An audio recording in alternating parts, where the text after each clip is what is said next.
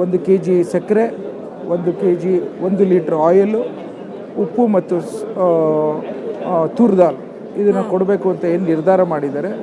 ಕ್ರಾಂತಿಕಾರ್ಯವಾದಂಥ ನಿರ್ಧಾರ ಅಂತ ಹೇಳಲಿಕ್ಕೆ ಇಚ್ಛೆಪಡ್ತೇನೆ. ಅದ್ರ ಜೊತೆ PWD ಇಲಾಖೆಯಲ್ಲಿ ಎಲ್ಲ ಗ್ರಾಮಾಂತರ ಪ್ರದೇಶಕ್ಕೂ ಇಂಟರ್ಫಿಯರ್ ಇನ್ ಬಿಟ್ವೀನ್ ನೀವು ಅಕ್ಕಿ ಸಕ್ಕರೆ ಬಗ್ಗೆ ಹೇಳಿದ್ರಿ, ಒಳ್ಳೆ ವಿಚಾರ.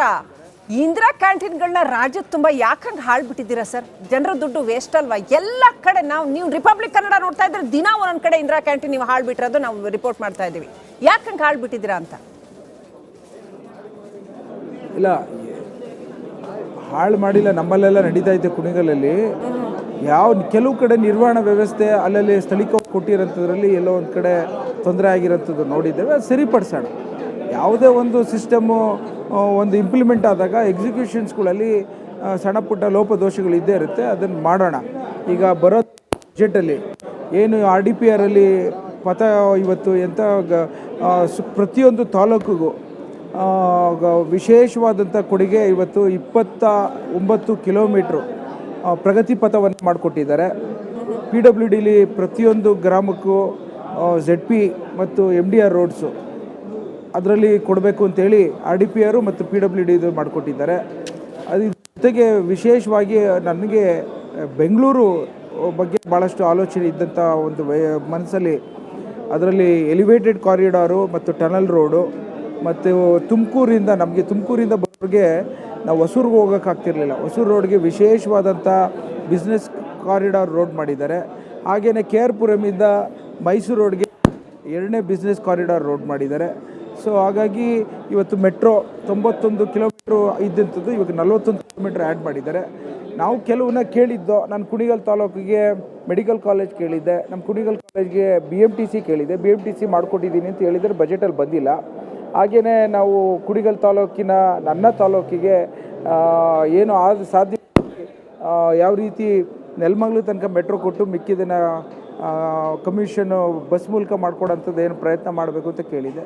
ಅದ್ರ ಬಗ್ಗೆ ಪ್ರಸ್ತಾಪ ಇಲ್ಲ. ಮುಂದಿನ ವಿಶೇಷವಾಗಿ ಇರಿಗೇಷನ್ಸಲ್ಲಿ ಮತ್ತು ನಮಗೆ ಮೊನ್ನೆ ನಡೆದಂಥ ಕ್ಯಾಬಿನೆಟಲ್ಲಿ ಕೊತ್ತಗೆರೆಯ ನನ್ನ ತಾಲೂಕಿನ 34 ಕೋಟಿ ರೂಪಾಯಿ ಅನುದಾನವನ್ನು ಬಿಡುಗಡೆ ಮಾಡಿಸ್ಕೊಟ್ಟಿದ್ದಾರೆ. ಸೊ ಹಾಗಾಗಿ ನನಗೆ ಬಜೆಟಲ್ಲಿ ಬರೆದಿದ್ರು ನನ್ನ ತಾಲೂಕಿಗೆ ಯಾವ ರೀತಿ ರಕ್ಷಣೆ ಕೊಡಬೇಕು ನಮ್ಮ ಸರ್ಕಾರ ಮಾಡಿದೆ ಇಚ್ಛೆ ಪಡ್ತೇನೆ. ಎಲ್ಲೋ ಒಂದು ಕಡೆ DK ಶಿವಕುಮಾರ್ ಅವರ ಆಪ್ತ ಶಾಸಕರನ್ನು ಕೂಡ ಎಲ್ಲರನ್ನು ಸಮಾಧಾನ ಪಡಿಸೋ ಕೆಲಸ ಆಗಿದೆ ಅಂತ ಹೇಳ್ತೀರಾ? ಅನುದಾನಗಳನ್ನ ಕೊಡೋದ್ರ ಮುಖಾಂತರ? ಇಲ್ಲ, ಆ ಥರ ಅಲ್ಲ. ಕಾಂಗ್ರೆಸ್ ಪಕ್ಷ ಒಂದೇ ಅಲ್ಲ, ಎಲ್ಲ ಶಾಸಕರಿಗೂ ಸರ್ವ ಧರ್ಮದ ಸಮಕಾಲೀನ ಪ್ರತಿಯೊಂದು ತಾಲೂಕಿಗೂ ಯಾವ ರೀತಿ ಸಮಬಾಳ್ವೆಯಲ್ಲಿ ಕುವೆಂಪು ಅವರು ಹೇಳಿದಂತೆ ಸಮಚಿತ ಮಾಡಿದ್ದಾರೆ ಅಂತ ಅನಿಸುತ್ತೆ ಈ ಒಂದು ಬಜೆಟ್. ಕರೆಕ್ಟ್. ಇನ್ನೂ ಜಾಸ್ತಿ ಮಾತಾಡಿದ್ರೆ ನಿಮಗೆ ತೊಂದರೆ ಆಗುತ್ತೆ. ಥ್ಯಾಂಕ್ ಯು ಕುಣಿಗಲ್ ರಂಗನಾಥ್ ಅವರೇ, ಮಾತನಾಡಿದ್ದಕ್ಕೆ ರಿಪಬ್ಲಿಕ್ ಕನ್ನಡಕ್ಕೆ ಸ್ಪಂದಿಸಿದ್ದೀರಾ. Thank you. ನಾನು ಒಂದು ಇದಾಗಿಲ್ಲ. Yes, please continue your response. ಇವತ್ತು ಏನು ಸಿದ್ದರಾಮಯ್ಯನವ್ರು ಬಜೆಟ್ ಮಾಡ್ತಾ ಇದ್ದಾರೆ, ನಾವು ಹಳೆ ಬಜೆಟ್ ನೋಡ್ತಾ ಇಲ್ಲ, ಎಲ್ಲ ಹೊಸ ಬಜೆಟ್ ನೋಡ್ತಾ ಇದ್ದೀವಿ. ಹಳೆ ಬಜೆಟಲ್ಲಿ ಏನು ಹೇಳಿದ್ರು, 4,09,000 ಕೋಟಿ ನಾವು ಖರ್ಚು ಮಾಡ್ತೀವಿ ಅಂತ. ಖರ್ಚು ಮಾಡಿರೋದು ಎಷ್ಟು? ಇರ್ದು ಎಕ್ಸ್ಪೆನ್ಸ್ ತೆಗೆದ್ರೆ ರೆವಿನ್ಯೂ ಬಜೆಟಲ್ಲಿ 3,80,000 ಕೋಟಿಲಿ ಖರ್ಚು ಮಾಡಿರೋದು ಕೇವಲ 2.5 ಲಕ್ಷ ಕೋಟಿ ಮಾತ್ರ. ಅಲ್ಲಿಗೆ 65% ಅಷ್ಟೇ ಸಿದ್ದರಾಮಯ್ಯನವ್ರು ಖರ್ಚು ಮಾಡಿರೋದು. ಅಲ್ಲಿಗೆ ಇದು ವಿಶ್ವ ಸುಳ್ಳುಗಾರರ ದಿನ ಅಂತ ಕರಿಬೇಕು ಬಜೆಟ್ ದಿವಸನ. ಯಾಕಂದರೆ ಇವ್ರು ಹೇಳಿದ್ದು 4,09,000 ಕೋಟಿ ಖರ್ಚು ಮಾಡಿರೋದು 2.5 ಲಕ್ಷ ಕೋಟಿ. ಅದರಲ್ಲಿ ಮುಖ್ಯವಾಗಿ ಇವರು ಏನು ಕೆಪೆಕ್ಸು ಇನ್ವೆಸ್ಟ್ಮೆಂಟ್ ಹೇಳಿದ್ದು 71,000 ಕೋಟಿ, ಅದರಲ್ಲಿ ಖರ್ಚು ಮಾಡಿರೋದು ಕೇವಲ 32,000 ಕೋಟಿ, 46% ಅಷ್ಟೇ ಖರ್ಚು ಮಾಡಿರೋದು ಲಾಸ್ಟ್ ಇಯರು. ಇನ್ನು ಇರಿಗೇಷನ್ ತಗೊಂಡ್ರೆ ಇವ್ರು ಹೇಳಿದ್ದು 18,000 ಕೋಟಿ ಖರ್ಚು ಮಾಡ್ತೀವಿ ಅಂತ, ಖರ್ಚು ಮಾಡಿರೋದು ಕೇವಲ 8,000 ಕೋಟಿ. ಅಂದರೆ ಎಲ್ಲ ಹಂತದಲ್ಲೂ ಮತ್ತೆ ಇವ್ರಿಗೆ ರಾಜಸ್ವ ಯಾಕೆ ಕೊರತೆ ಆಯಿತು ಲಾಸ್ಟ್ ಇಯರು ಅದನ್ನು ಹೇಳ್ಬಿಡ್ತೀನಿ. ಯಾಕಂದರೆ ರಾಜ್ಯದಲ್ಲಿ ಭ್ರಷ್ಟಾಚಾರ 77% ಇನ್ಕ್ರೀಸ್ ಆಗಿದೆ. ಎಲ್ಲೂ ರಾಜಸ್ವ ಕೊರತೆ ಆಗ್ತಾ ಇರೋದು ಒಂದೇ, ಇವ್ರಿಗೆ ರಾಜಸ್ವ ಸಿಗ್ತಾ ಇರೋದು ಒಂದೇ ಕಡೆ. ಎಲ್ಲಿ ಲಂಚ ಇಲ್ಲದೆ ಕೆಲಸ ಆಗೋದಂದ್ರೆ ಬಾರಲ್ಲಿ ಮಾತ್ರ. ಅಲ್ಲಿ 83% ಕಲೆಕ್ಷನ್ ಬಂದಿದೆ ಅವ್ರಿಗೆ. ಅದೇ ರೆವಿನ್ಯೂ ಡಿಪಾರ್ಟ್ಮೆಂಟ್ ಅಲ್ಲಿ ಲಂಚ ಜಾಸ್ತಿ ಆಗಿ 28,000 ಕೋಟಿ ಎಕ್ಸ್ಪೆಕ್ಟ್ ಮಾಡಿದ್ರು, ಬಂದಿರೋದು 20,000 ಕೋಟಿ. ಅಂದ್ರೆ ಇವರ ಭ್ರಷ್ಟಾಚಾರ ಜಾಸ್ತಿ ಆಗಿರೋದ್ರಿಂದ ರಾಜಸ್ವ ಕೊರತೆ ಆಗ್ತಾ ಇದೆ ರಾಜ್ಯಕ್ಕೆ. ಅದನ್ನ ಯಾರ ಮೇಲೆ ಆಗ್ತಾ ಇದ್ದಾರೆ ಅಂದ್ರೆ ಜನರ ಮೇಲೆ. ಹಾಲ್ಗೆ 10%, ನೀರ್ಗೆ 20%, ಎಲೆಕ್ಟ್ರಿಕ್ 10%. ಭ್ರಷ್ಟಾಚಾರ ಇದೆ, ಲಂಚ ಇದೆ. ಅಲ್ಲಲ್ಲ, ಲಂಚದಿಂದ ರಾಜಸ್ವ ಕೊರತೆ ಆಗುತ್ತೆ. ಹೌದು, 100%. ಈಗ ಸಿಂಪಲ್ ಎಕ್ಸಾಂಪಲ್ ಕೊಡ್ತೀನಿ. ಇಂಡಸ್ಟ್ರಿ ಇದೆ ಇವತ್ತು 1.5 ಲಕ್ಷ ಎಕರೆ ಇಂಡಸ್ಟ್ರಿಯಲ್ ಲ್ಯಾಂಡ್ ಇದೆ ಕರ್ನಾಟಕದಲ್ಲಿ. ಸುಮಾರು 200 ಇಂಡಸ್ಟ್ರಿಯಲ್ ಏರಿಯಾಗಳಲ್ಲಿ. ಅದರಲ್ಲಿ 27,000 ಎಕರೆ ಅಲರ್ಟ್ ಆಗಿ ರೆಡಿ ಇರೋದನ್ನ ಅಲರ್ಟ್ ಕೊಡಲ್ಲ, ಲಂಚ ಕೇಳ್ತಾರೆ. ಅದ್ರಿಂದ ಅಲರ್ಟ್ ಆಗದೆ ಏನಾಗ್ತಾ ಇದೆ, ಲೋಕಲ್ ಬಾಡಿಗೆ ಸುಮಾರು 2,500 ಕೋಟಿ ಏನೋ ರೆವಿನ್ಯೂ ಟ್ಯಾಕ್ಸ್ ಬರ್ತಾ ಇಲ್ಲ. ಅರ್ಥ ಆಯ್ತಾ ನಿಮ್ಗೆ? 2,500 ಕೋಟಿ ರೆವಿನ್ಯೂ ಟ್ಯಾಕ್ಸೇ ಬರಲ್ಲ ಲೋಕಲ್ ಬಾಡಿಗಳಿಗೆ. ಅಂದ್ರೆ ಇವರ ಭ್ರಷ್ಟಾಚಾರ ಜಾಸ್ತಿ ಆಗಿ ಅದನ್ನ ಯಾರ ಮೇಲೆ ಆಗ್ತಾ ಇದ್ದಾರೆ, ಹೇಗೇನು ಹಾಲ್ಗೆ, ನೀರ್ಗೆ, ಕರೆಂಟ್ಗೆ. ಅಂದ್ರೆ ಇವರು ಒಂದು ಕಡೆ ಭ್ರಷ್ಟಾಚಾರ ಮಾಡಬೇಕು, ರೆವಿನ್ಯೂನ ತುಂಬಿಸ್ಬೇಕು, ಗ್ಯಾರಂಟಿ ಕೊಡಬೇಕು. ಅಂದ್ರೆ ಇವತ್ತು ಪ್ರತಿಯೊಬ್ಬನ ತಲೆ ಮೇಲೆ ತಿಂಗಳಿಗೆ 3,000 ಎಕ್ಸ್ಟ್ರಾ ಖರ್ಚು ಬರ್ತಾ ಇದೆ.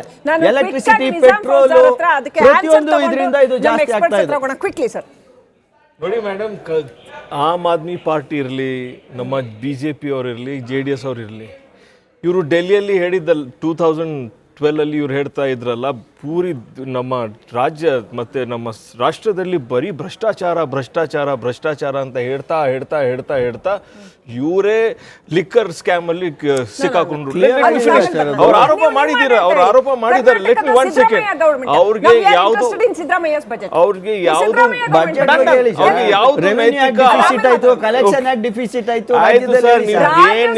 ಮಾಡಿದ್ದೇ ಮಾಡಿ ಭ್ರಷ್ಟಾಚಾರ ಡೆಲ್ಲಿ.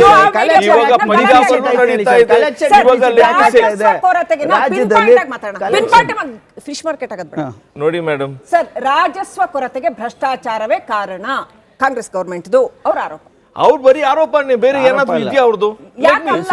ನಮ್ಮ ರಾಷ್ಟ್ರ ಬಜೆಟ್ ಅಲ್ಲಿ 60%, 70%, 80% ಆಗಿದೆ. It was a national slogan. Modi ಸರ್ಕಾರದ ಈ ಸಲ ಬಜೆಟ್ ಚೊಂಬು ಬಜೆಟ್ ಅಂತ.